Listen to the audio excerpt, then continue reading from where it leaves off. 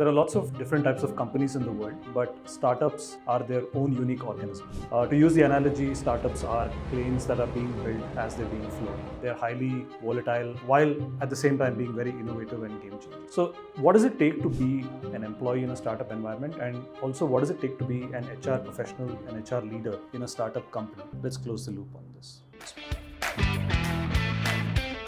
Joining me on Close the Loop is Anagha Devalekar. She's the Director of HR at HumanCloud. Anagha, welcome to the show. Thank you so much, Srini. So, if you're sitting in a plane that's being built while it's being flown, what does it take to be an HR professional on a plane? If you would have asked this question to me 8, 9, 10 years ago, I would have looked for a parachute. Okay. Now I know that even if there's no parachute available, the plane will get built and will land safely.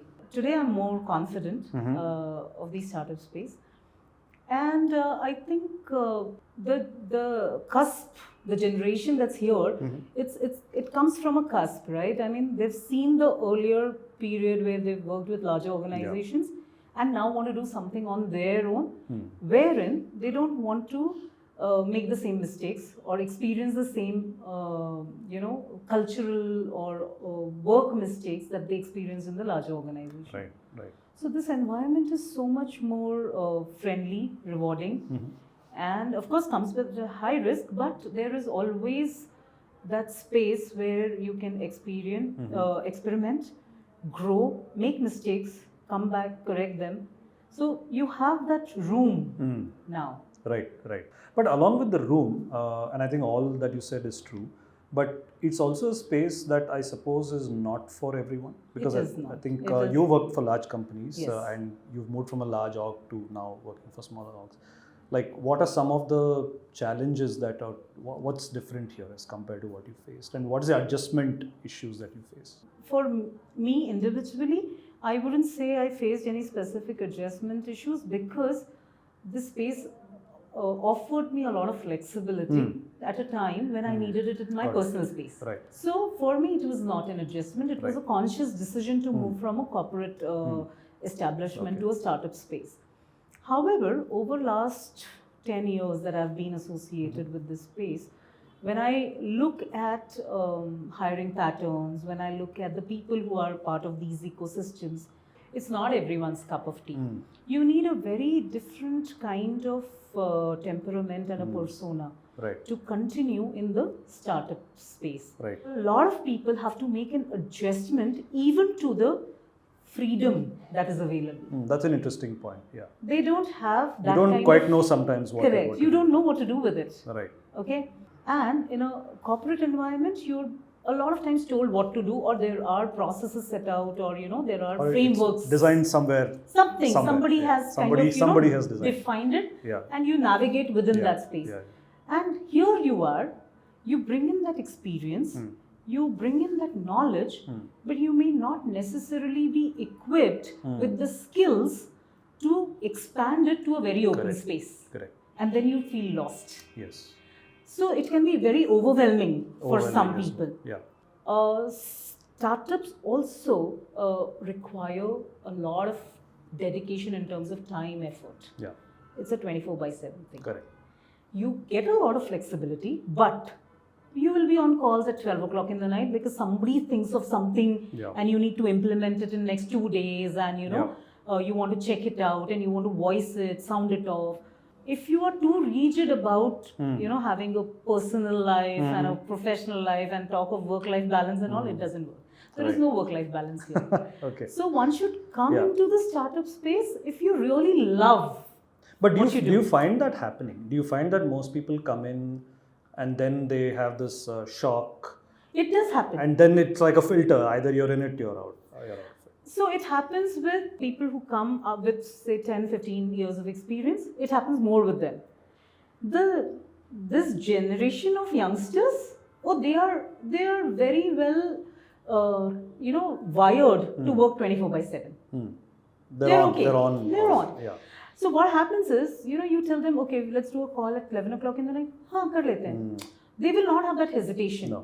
But people, of course, I mean, I understand that every generation and based on their ages, they'll have different responsibilities and all of that. But mentally, this generation, the youngsters are more open to be available 24/7 to do work, and so they'll do some work, they'll go party and then come back and then complete that work. Right. They are okay with that kind of a routine. Correct. I think you made a great point that an HR skill always has a context. So if you built your HR skill in, let's say, a large stable organization, and the minute you're supposed to bring the same skill with freedom to a startup, I think the other thing that no one teaches you is how to work with founders, because I think founders have Yes. and rightly so. I mean, they have a presence in the companies Correct. that they have created in all the functions. They're everywhere. Everywhere, They're right? spread thin and Yeah. thick and horizontal, vertical, everywhere. Correct. So, what are some other challenges that HR professionals face when dealing with founders or getting them on the same page and things? What have you seen? Okay, so it starts with establishing yourself as a leader in your own space. Okay.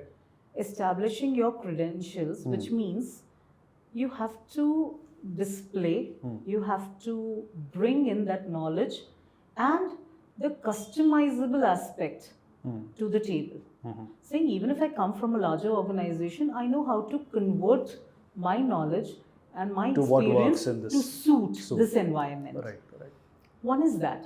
Second is a fight which is absolutely professional. There's nothing personal to it. Is pushing them back. Saying, you got me on board for something, you let me do that. You can't interfere in my space. Right. So it's like. But that's always difficult because It you is. have to earn their trust for you to get that. And it takes time. It takes time. Yeah. So a lot of times you will see that professionals, whether it's a finance professional or an HR or a marketing professional, they will move through from a larger organization to a smaller one or a startup space through their network. People that they know. Or people who know them. It's slightly easier to work with them. Right. And slightly easier to tell them to back off, when it comes to that kind of a scenario. Right. That's right. However, yes, there are situations where everyone is a stranger to each other. And when that happens, it is a lot about allowing the founders to, it's like give them some space and show them some results. Look at the low-hanging fruits, Right. See what you can do, see what you suggest on multiple things and frameworks and policies and all. And then let them, build that trust. Give them room to build that trust. So, what aspect of HR do you find that founders will like, "Acha, you handle it," and what aspect would they say, "No, I want to have a say in this"? None of the founders, if they have an HR person on their premise, they don't want to get into any of the employee issues, any complaints, anything. So HR is that shoulder to cry on.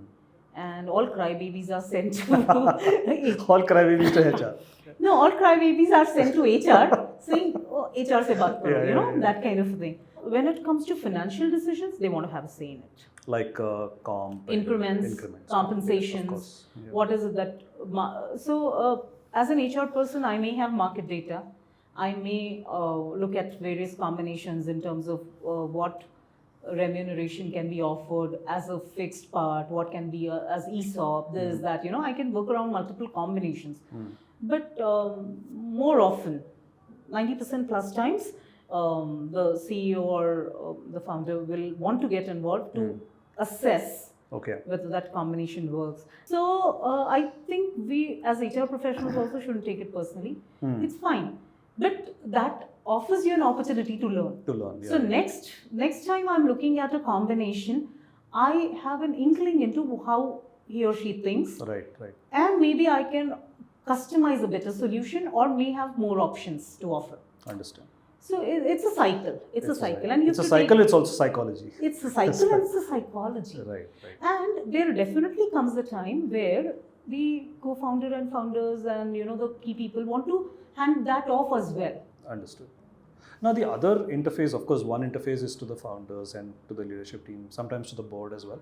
But the other interface is obviously to the employees, right? So when you're a HR professional in a startup, the employee is also experiencing the ambiguity, and it's in a sense your responsibility to somehow shore them up to say that, look, this is what is set, this is what is nebulous. So what are some of the challenges that HR professionals face in employee interactions? Yeah. Because employees themselves are trying to figure it out, right? While they're trying to figure it out, a lot of them come with a sense that if I have been hired by a startup, I am God's gift to mankind. Okay. Okay, I'm special. Okay. So I should get whatever I ask for. Got it. Okay. Now, most of them are in this space for high rewards. They understand it brings high risks also. Yes. And they're willing to take it. Of course, they also take some time to understand whether they belong to this space or not. And it is that time which is very challenging. Because it's a lot of unlearning. They come with a plethora of ideas and experiences that they have in the erstwhile organizations, which are very settled, which have a lot of money to offer benefits and facilities and all of that. Right. And then one fine day you land into a place which has got nothing of what you experienced there. Yeah. Yeah. And it's just a different world for them. Yeah. So there's a lot of unlearning that needs to happen, and that sometimes need a lot of hand holding. In conclusion, we have a lot of HR professionals tuning in. I'm sure many of them currently work for startups or they're dreaming of getting into startups. What's your one piece of advice that you'd like to give? Oh, it's an exciting space. Okay. It's an exciting space. Don't be scared. Don't be scared. Absolutely not. Absolutely not. It challenges you immensely. Right. Okay? Because it pushes you out of your comfort zone. Yeah. Whether you're part of a larger corporate or a small size corporate or any place that has set systems, it creates a framework for you and you operate within that, right? Startups are a different animal altogether. It's a completely different game. But I think HR fraternity should look at this very, very positively. One, because this is exciting time even for me as an HR person. I am getting a free hand. Yeah. Okay. I can use my earlier experiences, my learnings to make a difference, to make an organization look at HR differently. Yeah. And I have that freedom to go ahead, explore, execute. Again, the startup allows you to fail, come back, rectify. That is something that's available even for me as an HR. Yeah, and something to everyone should experience. Correct. So if you want to grow, and I think this is also, as I was saying, it's an interesting place and the right place for people who are wanting to come back to workforce.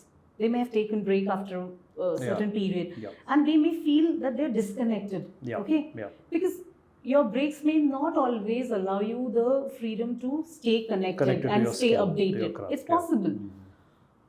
But if your fundamentals are strong and if you understand people, the kind of emotions that they bring to table, the kind of thoughts they bring to table, the kind of values that people bring to table, and all these both positive and negative. Right. And if you're able to see through that, then, and with your strong HR fundamentals, you should be able to come back to, so startups are a great place to restart your career as well. Perfect. I would suggest.